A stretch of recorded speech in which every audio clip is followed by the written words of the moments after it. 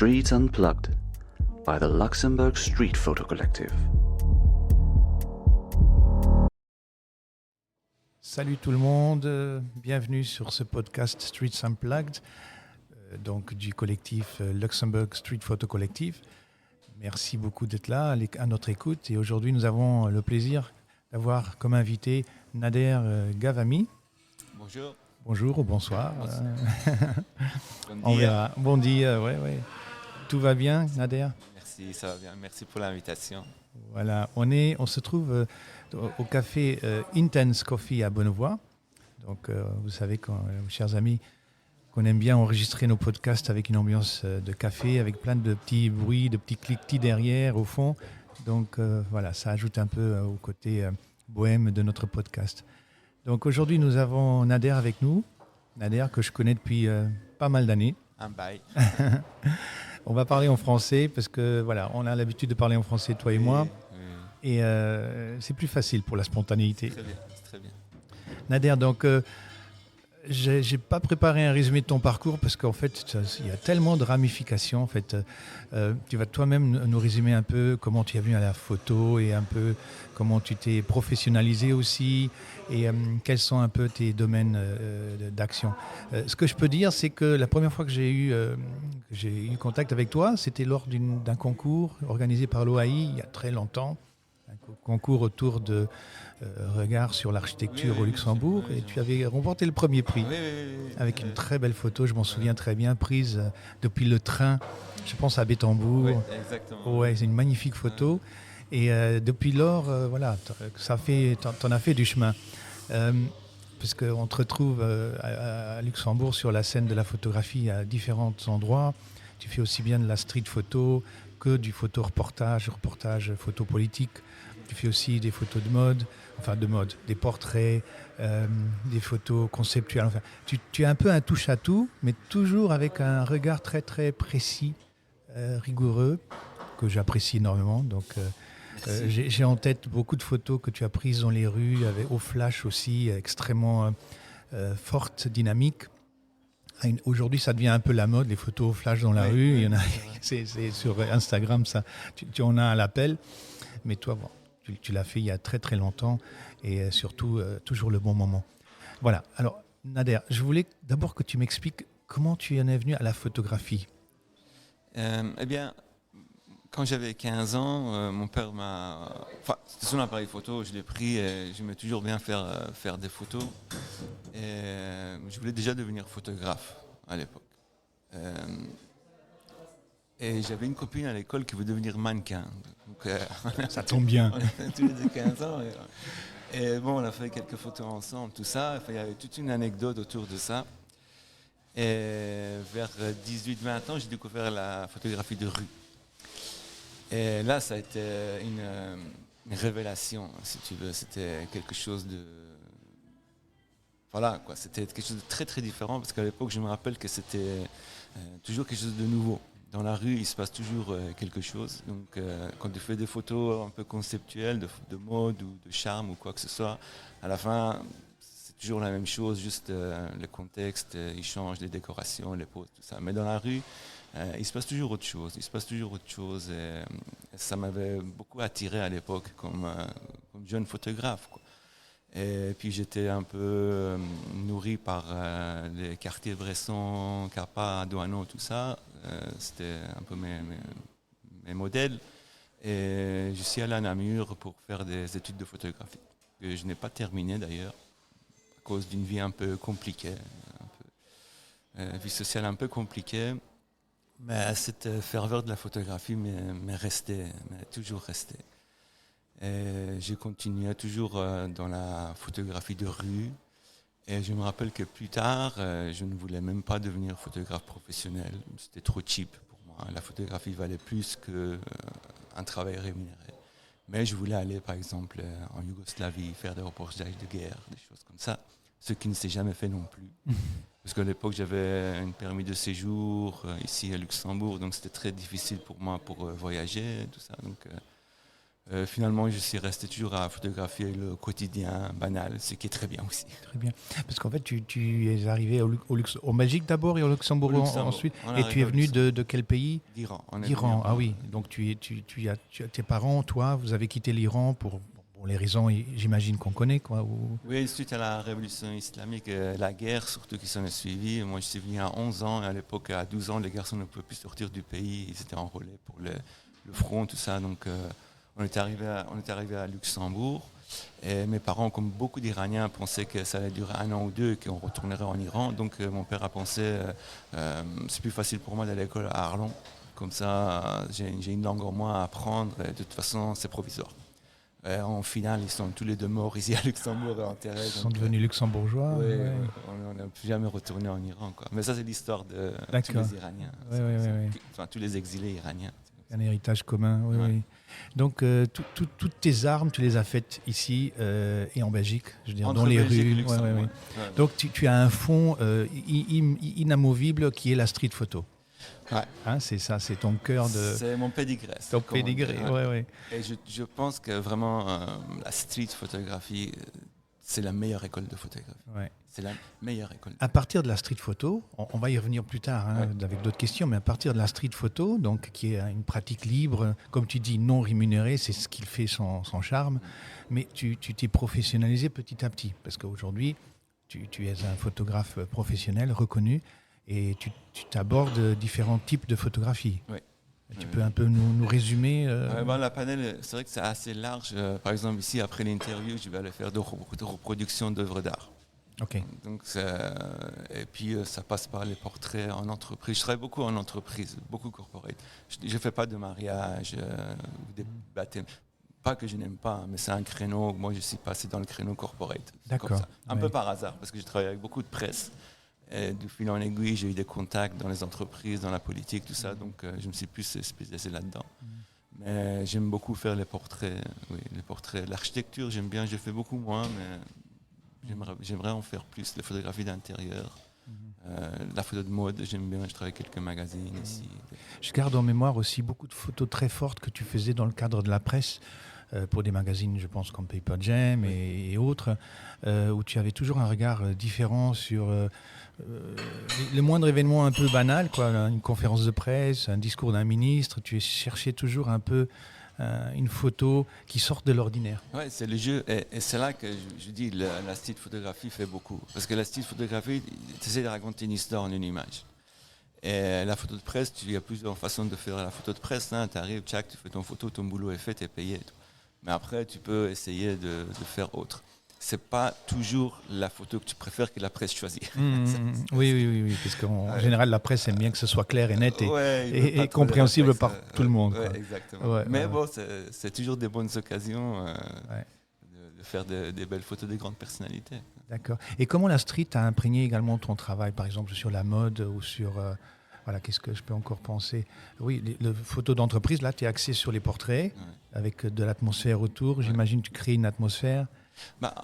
Quand je dis la street photographie, c'est une bonne école, c'est aussi au niveau de la composition, parce que dans cet paysage super saturé de la ville, avec les signalisations routières, les voitures, les gens qui passent, c'est un bordel pas possible. Et il faut essayer d'avoir un cadrage cohérent, quelque chose d'harmonieux. Et ça, une fois que tu t'entraînes à ça, quand tu arrives quelque part pour faire un portrait d'un ministre, tu as l'interview, après tu as 5 minutes pour faire ta photo. Ouais. Donc ça demande aussi la rapidité, ça tu apprends aussi dans la rue d'être rapide. Donc un beau portrait, c'est une belle architecture de composition générale, et puis la personne. Oui, et une simplification du cadre pour éliminer un peu ce qui est superflu. C'est dans la composition, ça vient de la street photographie. D'accord. Et donc, tu as mentionné tes références qui sont également nos références, les grands classiques. Oui. Mais aujourd'hui, tu en as aussi où tu as encore le temps de suivre un peu l'actualité de la photo ou un peu moins Assez peu. Mais par exemple, à l'époque, au début, moi, je faisais vraiment la photographie super classique. J'étais très conservateur. Il n'était pas question que je recadre une image. D'ailleurs, si tu regardes mes photos en noir et blanc, il y a toujours le bord noir qui est là. J'ai appris de Bresson pour avoir le négatif complet. Donc, je sortais, je faisais que des photos quand il y avait des nuages. Je voulais pas de soleil, je voulais que les nuages, la lumière tamisée, pas d'ombre. Et depuis, j'ai beaucoup évolué. Donc, vers 2015-2016, j'ai découvert Bruce Gilden. Et là, j'ai essayé le flash. Et depuis, c'est fini, c'est comme une drogue. Oui. D'ailleurs, je me rappelle de toi aussi dans le cadre de la presse, quand tu arrives effectivement avec tes éclairages, j'emmerde tout le monde. que tu mets en place avec précision. Mais voilà, effectivement, tu dis tu emmerdes tout le monde, mais tout le monde sait que ça va être quelque chose de bien. J'ai pas mal de discussions avec des collègues photographes là-dessus, parce qu'on rigole. Hein. Ils me disent, oui, toi, tu utilises la lumière artificielle. Je dis, alors, écoute, où est-ce qu'on est? On est à l'intérieur. Il n'y a que des néons, des spots, de la lumière pourrie. C'est pas, toi, tu ne te photographies pas avec la lumière naturelle, tu te photographies avec la lumière existante. Parfois, avec un flash, tu peux recréer la lumière naturelle, plus qu'un néon. Absolument. Donc, c'est toujours des questions, mais après, c'est un casse-tête. Il faut vraiment avoir envie, parce que c'est vrai que si tu vas faire une photo de presse, tu as vite fait de faire ta photo et le boulot est fait, quoi. Mais après, tu poses tes lumières, tout ça. Oui, ça demande une certaine logistique, un peu plus de poids à porter. Tu n'es pas forcément très discret non plus. Ouais. Mais tu imposes une signature. Tu dis, voilà, cette photo, elle a été pensée, elle a été réfléchie, même si derrière les gens ne se rendent pas compte qu'en fait il y a de l'improvisation, parce que comme tu dis, tu as 5 minutes. Il fallait très vite. Dans la presse, il fallait très vite. Ok, tu continues encore un petit peu avec la presse? De moins en moins, parce que beaucoup d'organes de presse avec qui je travaille, ils ont engagé des photographes, mais quelques magazines quand même. La presse, c'est très bien. La presse, c'est très bien parce que c'est pas ce qui paye le mieux, mais il y a beaucoup de boulot, il y a beaucoup de travail. C'est une bonne vitrine. Tu peux partager ton travail. Oui, c'est une bonne visibilité, effectivement. C'est une bonne visibilité, tu fais des couvertures de magazines, tout ça. Et je dis encore une fois, c'est un challenge parce que chaque photo, ça a été réalisé en très peu de temps. Quel est ton rapport vis-à-vis des réseaux sociaux? Tu es assez présent sur Instagram notamment. Je pense que tu es présent depuis très longtemps d'ailleurs. Ce n'est pas quelque chose de nouveau. Comment tu vis ce rapport avec les réseaux sociaux et ton travail qui s'expose aussi peut-être de cette façon-là? J'aime bien partager mon travail. Mais je ne suis pas suivi par énormément de gens, mais presque personne. D'ailleurs, donc c'est une invitation, chers auditeurs, à suivre Nader. C'est très peu de gens. D'ailleurs, un de mes comptes, c'est un compte privé, mais j'ai plusieurs comptes. Instagram, c'est très compliqué. Quand tu crées un compte, c'est comme un animal qu'il faut lui donner à manger tous les jours. Donc, il y a toute une astuce pour... les algorithmes sont voraces. Je ne suis pas très fort là-dedans, mais j'aime bien partager mes photos. Photos. Et c'est ça le but, d'ailleurs. Parce qu'une photo, il faut le partager. C'est pas passer dans un tiroir. Oui, du coup, par exemple, les photos que tu as faites dans le domaine politique, on les retrouve parfois sur ton compte d'Instagram. C'est un autre public qui va effectivement les regarder. Et qui, sortis de leur contexte, parfois par rapport à une interview, par rapport à un compte rendu journalistique, elles prennent toute leur force photographique. Très bien. Et donc, tu as un site internet, j'imagine? Oui, j'ai plusieurs sites internet. Enfin, j'en ai un qui est pro, donc tous mes travaux professionnels, et j'en ai créé un autre il y a moins d'1 an avec mes travaux personnels. D'accord. Parce que je veux mettre une différence entre les deux. Et je pense que c'est bien parce que comme ça, les gens ils peuvent voir les travaux professionnels et les travaux plus personnels. Mais ça reste aussi souvent des reportages, des choses comme ça. Oui. On va les donner les références maintenant déjà, pas qu'on oublie après. Donc c'est www. Alors, mon site professionnel c'est photopro.lu. Photopro en français, donc avec PH. Et mon blog c'est tout simple, c'est blog.photopro.lu. Donc voilà, amis auditeurs, j'espère que vous avez noté. Le slogan, le premier c'est photographe professionnel et l'autre c'est amateur de photographie. Amateur qui aime, donc celui qui aime. Oui. Revenons à ton évolution photographique. Évidemment, au début, tu as fait beaucoup d'argentique. Je pense que tu as commencé à l'époque où il y avait l'argentique. Oui. J'imagine dans les années... on ne va pas te révéler ton âge, mais analogue. Tu es analogue à la base. Je suis analogue. Oui, oui. Parce que de temps en temps, tu postes justement des photos argentiques Oui. qui sont extraordinaires. Et ça vient de cette époque-là, des années 90, j'imagine, 2000. De 94 à 98. Ouais. Là, c'était en Belgique. Hein. Ouais, ouais. Ouais. Et toutes ces photos, donc j'imagine, ça fait un corpus énorme de photos. Ah, c'est mon trésor. Hein. Franchement, mes photos noir et blanc, c'est mon trésor. Ouais. Là, maintenant, j'ai plein de tirages que je ne pourrais même jamais m'en séparer. Hein. Okay. Et ils sont même sur passe-partout, tout ça, mais ils n'ont jamais été exposés nulle part. Mais tu n'as jamais pensé à faire une exposition ou un livre à partir de ce corpus? Un livre, ça m'intéresserait énormément. Une exposition, pas trop, mais un livre, oui. D'ailleurs, ces derniers temps, j'ai pensé vraiment, je suis allé voir un peu les acteurs culturels et médiatiques de Luxembourg. Bon, ils ne sont pas très intéressés. Il faut aller sur la voie de l'auto-édition. Ah bien, ils m'ont dit l'auto-édition, c'est comme si tu faisais une exposition dans ta cave. Donc, ouais, non, ça c'est... On en parlera, on en reparlera. Non, mais je trouve que vraiment, après, comme tu dis, tu as un trésor qui... Un livre, j'aimerais vraiment bien, parce que j'ai une histoire à raconter aussi. J'ai une histoire à raconter. Et un livre, j'aimerais vraiment bien. Une exposition, bon, s'il y a, c'est bien, sinon c'est pas... C'est éphémère. C'est autre chose. Mais un livre, oui. Non, parce que tu es tellement actif, tellement dynamique que les photos pleuvent. Toujours avec, comme j'ai dit au début, toujours avec quelque chose de passionnant, chacune d'elles. Donc, il me semble que tu ne construis pas seulement des séries, mais que chaque photo, tu investis un maximum de force et d'impact. Quand tu fais un reportage sur un événement, tu essaies de faire au mieux. T'essaies de faire au mieux. Donc après, certaines photos racontent l'événement, mais d'autres racontent l'événement et une histoire singulière. Et c'est vrai que quand tu arrives à avoir une photo comme ça, tu es content. Mais il n'y en a jamais énormément. Donc ça fait une petite série. Parfois, il y en a une qui dénote. Souvent par hasard d'ailleurs. Souvent par hasard. Tu es également, on va en parler avant que le temps ne s'écoule, tu es également très très engagé sur les questions de la liberté. Oui. Voilà, on peut le dire. Oui, tu participes à différentes manifestations et notamment des très grandes manifestations par rapport à Gaza et tous ces massacres qui se déroulent à cet endroit-là. Ouais. Donc à ce moment-là, tu es à la fois un citoyen engagé et un photographe. Quand on fait des photos, c'est pour donner un message. Et puis ça dépend du message que toi tu as envie de faire passer, et ton idéal, de ton parcours, ton éducation, tes valeurs ou des choses comme ça. Il y a 3 ans en Iran, on a commencé la révolution Femmes, Vie, Liberté avec le meurtre de Mahsa Amini. C'était l'occasion pour moi de faire énormément de photos engagées. Et, on était un groupe d'Iraniens, on était très, très actifs. On pensait que l'Iran allait se démocratiser, quoi. Ce qui ne s'est pas fait. Et ça a été un grand coup, une désillusion énorme pour moi parce que il s'agissait d'une révolution féminine.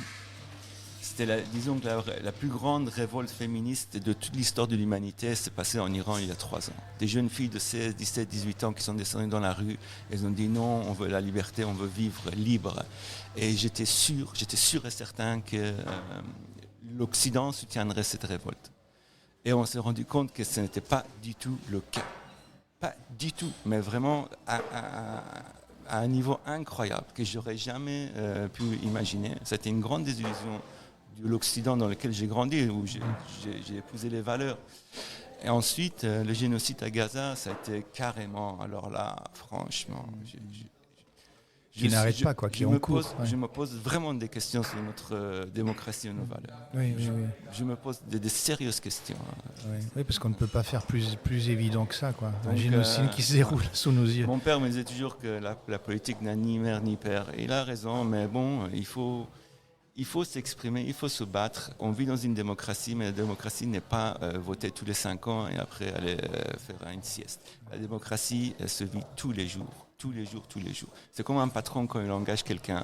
Il ne va pas dire « Ok, je donne le salaire de la fin du mois, fais ce que tu veux, je ferme les yeux ». C'est pas comme ça. Les politiciens, c'est la même chose. On a voté pour eux, on les a mandatés pour faire quelque chose et on doit être derrière eux, sinon ils ne font pas leur boulot. ils font pas leur boulot. Oui, ils servent leurs intérêts. Exactement.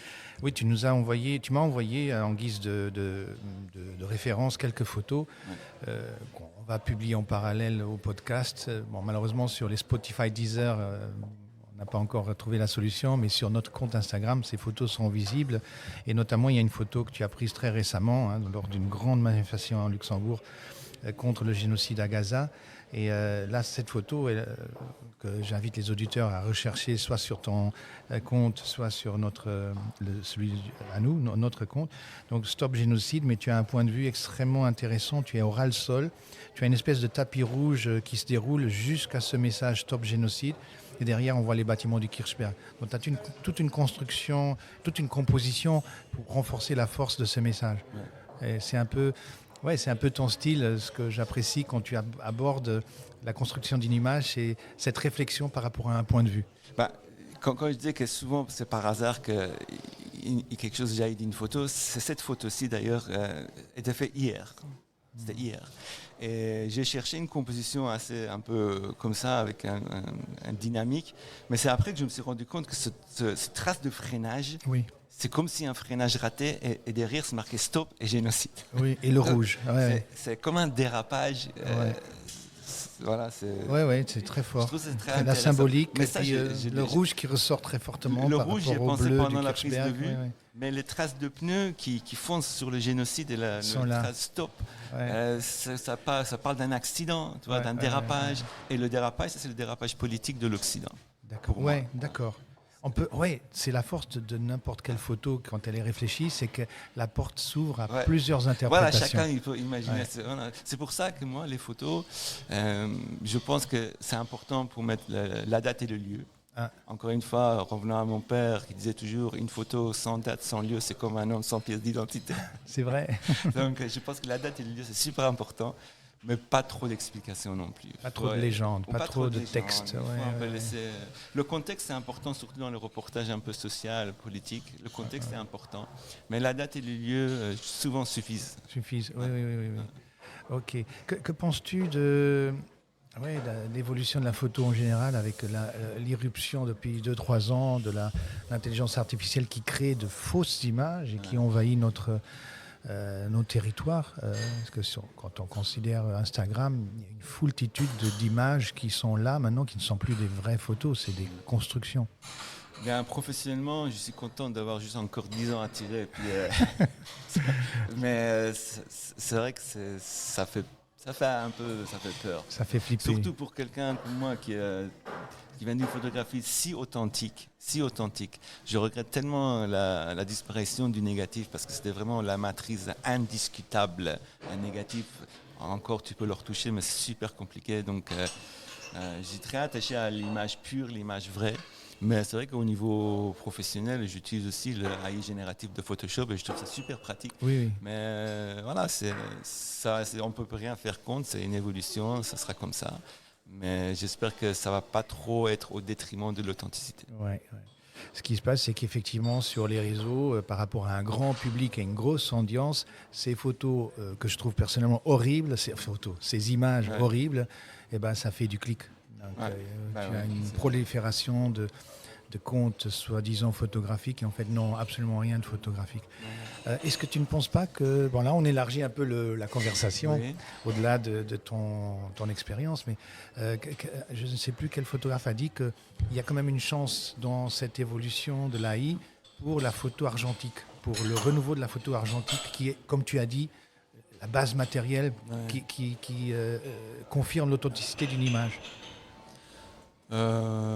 Qui confirme l'authenticité de l'image. Oui. Donc un renouveau, au moins artistique, peut-être pas professionnel. Mais quand je te parlais de négatif avec le bord noir, c'est qu'on a un regard, tu pouvais savoir que cette photo n'a pas été recadrée. Maintenant, les logiciels existent pour confirmer l'authenticité d'une image, mais faut-il encore aller dans... ouvrir le programme pour tester, je veux dire, il y a tout un processus qui n'est pas instantané, mais quand même c'est bien. Moi je pense qu'il faut quand même avoir un équilibre et un contrepoids envers tous ces trucs fake. Ces technologies fake. Ok. Dis-moi, donc tes projets, en fait, tu es tellement actif, parce que tu es photographe professionnel, Oui. on va dire mi-temps, et Oui. l'autre mi-temps, tu as un boulot alimentaire, quoi. Donc on Moi, n'a pas besoin d'en parler, mais Si, moi je travaille, mon activité essentielle c'est la photographie. Et à côté, je suis à mi-temps réceptionniste d'hôtel. d'accord. Et souvent, pour rigoler, je dis à mon patron que je suis photographe professionnel, réceptionniste amateur. Mais c'est très bien comme ça. C'est très bien comme ça. Ça fait 15 ans que je travaille. Parce qu'en fait, ça te donne une base financière qui te donne un petit peu de marge en termes de ça me liberté. donne- exactement.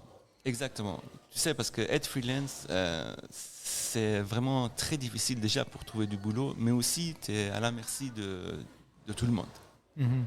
Je pense que si j'étais 100% freelance, je n'aurais pas la liberté d'expression que j'ai maintenant. Parce que maintenant, surtout, certains, par exemple, s'opposer à la République islamique, c'est très bien. Ça ne te pose pas de problème. Mais s'opposer au sionisme israélien, là, tu te fais plus D'ennemis. tu te fais des ennemis et c'est plus compliqué. Tu peux perdre beaucoup de clients avec des positions comme ça. Et le fait que j'ai un travail à côté me permet une certaine sécurité pour m'exprimer. Voilà. Absolument, oui, oui. Et c'est souvent ce que je dis à des jeunes qui me posent la question s'il y a encore un avenir professionnel pour un peu la pratique de la photo.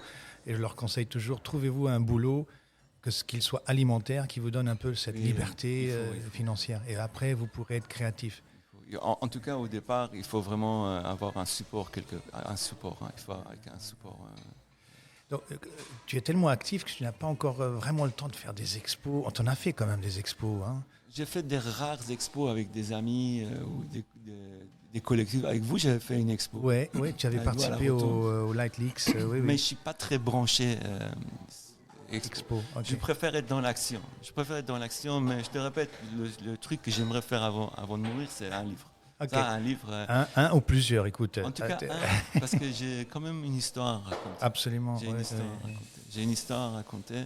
Et je pense que c'est une histoire qui est intéressante, pas parce que c'est moi, mais parce que c'est un parcours qui est intéressant et qui peut aider d'autres personnes.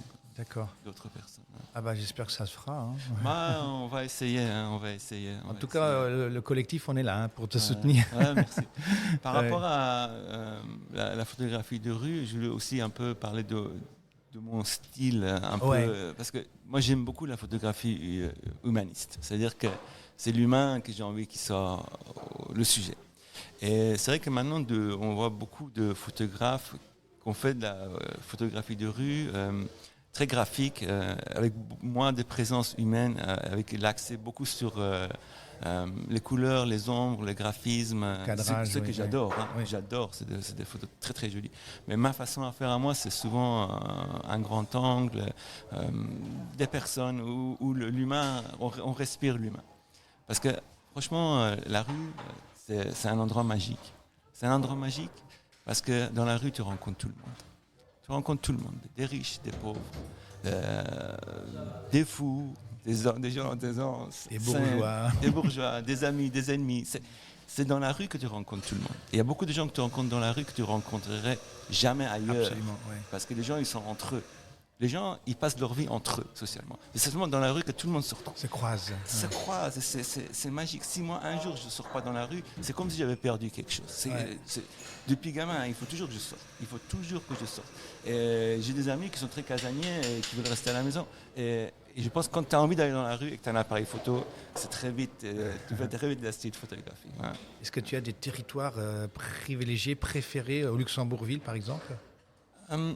J'aime beaucoup Luxembourgville, quelques villes que ce soit, mais je t'avoue que ça devient de plus en plus compliqué de faire de la photographie de rue, parce que si je pense il y a 30 ans, les gens ont une réaction très différente.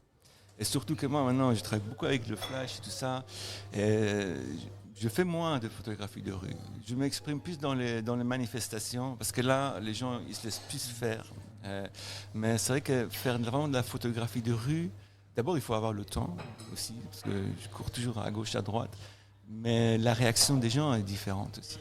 Parce qu'avant, tu faisais une image, dizaines de personnes pouvaient le voir. Maintenant, si tu fais une photo de quelqu'un, tu ne sais pas où elle va finir, cette photo. Tu ne sais pas où elle va finir. Donc, je choisis plus pour m'exprimer des événements où, par exemple, pendant l'été, je suis allé photographier l'installation de la Schubert-Foer. Et ça, c'était très intéressant. C'est-à-dire, c'est un sujet où c'est pas vraiment de la street photographie, mais c'est quand même du reportage. Donc, c'est ce qui se rapproche le plus de la street photographie, quoi. Et là, je travaille un peu plus à l'aise. D'accord. Dans les photos que tu m'as envoyées, tu as une très belle photo noir et blanc avec une photo verticale, cadrage vertical, où tu as 3 personnes, une maman, je suppose, avec ses 2 petites filles. Ouais. Et toute la force de cette photo repose sur ce regard, cette petite fille qui regarde vers toi, que tu prends en plongée. Ouais. Et puis la construction de l'image avec la maman qui nous tourne le dos, l'autre petite fille qui est en arrière-plan.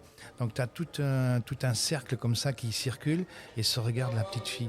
Alors, c'est une photo digitale ou argentique, celle-là? Ça, c'est une photo argentique. Argentique, elle a la force de l'argentique. Ça a été fait vraiment à l'instant. C'était presque un réflexe. Ouais. Et cette photo-là, tu sais, il m'est arrivé quelques fois, une photo que j'ai fait il y a 30 ans des gosses dans la rue, et que je les ai mis sur les réseaux sociaux. Quelqu'un m'a écrit, il m'a dit, cette photo, c'est moi. Est-ce que je peux avoir un exemplaire? Incroyable. Et avec plaisir, je leur ai envoyé le tirage argentique en barité.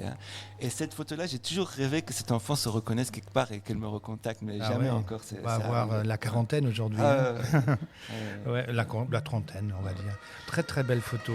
Ouais. Oui, donc voilà, ce portrait de... Comment il s'appelait, monsieur? Boros, oui. Boris, non, en luxembourgeois, on l'appelle Boris. Et je traînais beaucoup dans la rue. Hein. À part la photo, j'ai traîné beaucoup dans la rue. C'était à une période où j'étais carrément allé à la rue. J'étais à la rue. Et j'aimais beaucoup Boris. J'allais souvent m'asseoir à côté de lui, on discutait et tout ça. Il parlait même des mots en persan. Hein. Il faisait même des mots en persan. Et il ne savait plus très bien marcher. Donc il me disait, va me chercher une bière et des gouttes de gras. Il mélangeait de la bière et le gras et il picolait avec ça. Et ce jour-là, il m'a dessiné le théorème de Pythagore sur le mur derrière lui. Et je dis, maintenant, je vais te tirer un portrait. Et il a posé avec sa pipe. Et derrière, bon, sur cette photo-là, c'est petit digital, on ne voit pas bien, mais il y a tout le théorème de Pythagore qui est dessiné sur le mur avec des formules mathématiques et tout, parce que c'était un géomètre. Hein, c'était un géomètre qui était à clochard à la rue. C'était un géomètre hongrois, immigré hongrois, qui avait participé à des grandes constructions ici à Luxembourg, comme le Pont Rouge ou la Poste à la gare, la Poste à l'époque. Et à cause d'une affaire de cœur, il a un peu pété les plombs et il a fini dans la rue. Il a fini dans la rue. Et tout à la fin de sa vie, il était quand même dans un home. Ouais, c'était un personnage. Hein, Cette photo est magnifique. C'est un portrait. Ouais. Pour moi, tout ce que le portrait devrait être, à la fois une construction graphique, mais l'humain qui est là, un peu décentré, absolument décentré, son regard. Vraiment magnifique le portrait, franchement. Oui. Bah, tu as de la matière pour faire plusieurs livres. À la fois le livre que tu veux faire parce qu'il raconte une histoire qui était très personnelle, et tous les portraits que tu as faits, ça pourrait faire un excellent livre également de portraits luxembourgeois, quoi. J'aimerais vraiment. Et je trouve ça triste qu'un petit message pour nos chères institutions luxembourgeoises qui donnent tellement d'importance à la photographie contemporaine, qui est quelque chose de formidable, mais si tu veux, la photographie plus simple, plus populaire, ils ne sont pas très intéressés. Ils veulent toujours un regard nouveau. Toujours, ils ont besoin de plus de stimulation. C'est aussi à l'image de notre société. C'est-à-dire qu'il nous faut toujours plus.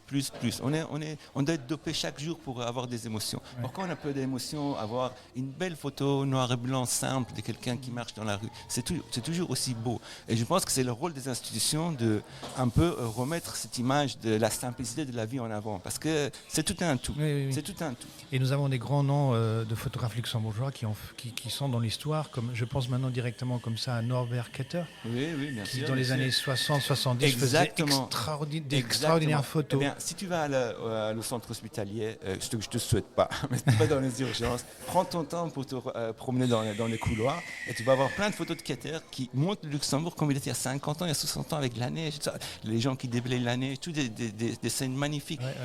Et moi j'ai des photos d'il y a 30 ans de Luxembourg, mais il n'y a personne qui s'intéresse.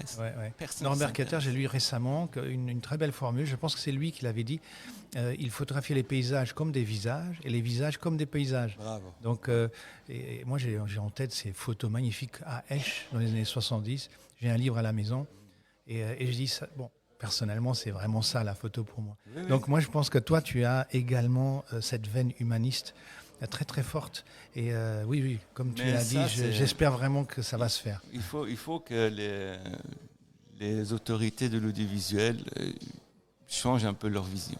Oui, on espère. Ok, je regarde ici notre assistant technique, Monsieur Eric. On a encore quelques minutes. Alors, dis-moi, donc tes projets. Je veux dire, on demande toujours à nos invités quels sont ces projets. Eh bien, moi, j'ai quelque chose qui me tient très à cœur depuis que je suis gamin. D'ailleurs, une fois, j'avais demandé une bourse à CNA pour suivre un cirque gitan pendant 6 mois. Ah ouais. Évidemment, ils ont refusé. Ah. Mais donc, maintenant, à chaque fois que j'ai un peu de temps, il y a un cirque qui passe dans le coin ou quoi, j'adore le monde du cirque. J'adore le spectacle parce qu'encore une fois, c'est un des derniers bastions d'authenticité qui nous reste. D'ailleurs, beaucoup de forains de cirque qui me disent que le cirque, comme on le connaît, est en train de disparaître. Il sera différent. Je suis parti en Roumanie il y a 1 an, il y a 2 ans. Je suis parti en Roumanie. Je suis resté 1 semaine dans un cirque. J'ai photographié leur quotidien. Je pense que de plus en plus, je vais me tourner vers le cirque. Des photos du cirque. Oh non, mais ça, si tu nous mets l'eau à la bouche, quoi.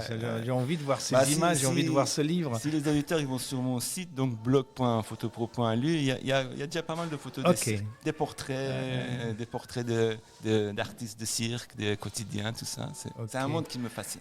Donc, les forains, le cirque, le nomadisme, c'est quelque chose qui me fascine. Parce que ça te touche aussi, hein, ton parcours un peu en zigzag, entre un pays et l'autre, un peu déraciné, non? Tu as certainement ça en toi aussi. Oui, j'ai déraciné. Et puis tout à l'heure, je disais que j'ai une histoire à raconter. Donc j'étais un peu blessé par la société, des problèmes avec l'addiction, tout ça. Donc je m'en suis sorti. C'est une histoire très très dure. Et je me reconnais dans bouger, voyager, s'en sortir, vivre. Tomber, vivre. Voilà, les émotions fortes. Ne pas se laisser enfermer. Ne pas se laisser enfermer, il faut... Okay. Bah, écoute Nader, on arrive tout doucement à la fin de notre émission parce que le temps passe et la conversation a été passionnante. Ouais, on se demandait au début comment on allait faire et j'ai dit on va improviser. Tu as dit improvisant, le chemin de la liberté. C'est comme la street photographie. Comme la street photographie. Et notre ami Eric qui est ici à côté, il nous a soutenus techniquement mais également par son sourire. Et il a pris quelques photos je pense. Alors, un petit compte rendu. On voulait remercier le café Intense Coffee ici à Benoît qui fait un excellent café. Oui. Et également un pastel de nada. C'est pas un pastel de nata parce que c'est vegan, mais ça s'appelle pastel de nada, pastel de rien. Bien trouvé. Très bien. Donc on est vraiment ici comme à la maison, très tranquille. Donc on est très content de faire cet enregistrement avec toi ici. Merci à toi Nader. Merci à vous. C'était vraiment excellent. On te souhaite le meilleur du monde. En tout cas, le collectif, on est avec toi. Personnellement, je suis avec toi. Donc on attend de pied ferme ces livres. On y va, c'est parti. Merci amis auditeurs et à très bientôt. À bientôt, au revoir.